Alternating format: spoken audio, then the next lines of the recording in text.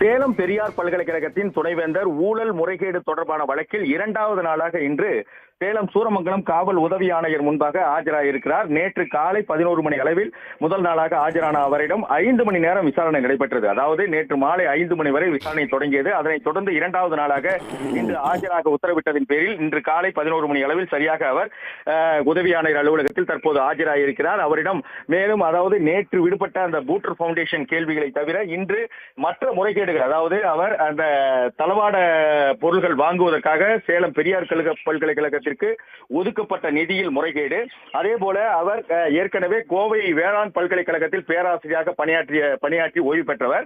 அங்கு ஒரு பஞ்சப்படியும், அதே போல சேலம் பெரியார் பல்கலைக்கழகத்தில் ஒரு பஞ்சப்படி என 2 பஞ்சப்படி வாங்கி கொண்டிருக்கின்றார். இது தவறானது என ஏற்கனவே சிறப்பு தணிக்கை குழு அவருக்கு அறிவுறுத்தி இருக்கிறது. அது தொடர்பான முறைகேடு உள்ளிட்ட பல்வேறு முறைகேடுகளில் அவர் ஈடுபட்டுள்ளதால் அது தொடர்பான கேள்விகள் இன்று கேட்கப்படும் என்று எதிர்பார்க்கப்படுகிறது. இந்த நிலையில்தான் இன்று 2வது நாளாக அவர் ஆஜராயிருக்கிறார். அவரிடம் இன்று முழுமையாக கேள்விகள் கேட்கப்பட்டு அவருடைய பதில்கள் அனைத்தும் வீடியோ ஒளிப்பதிவு செய்ய ஏற்பாடு செய்யப்பட்டிருக்கிறது. அந்த அடிப்படையில் தான் இன்று 2வது நாளாக சேலம் பெரியார் பல்கலைக்கழக துணைவேந்தர் ஜெகநாதனிடம் ஊழல் முறைகேடு தொடர்பாக விசாரணை நடக்கிறது.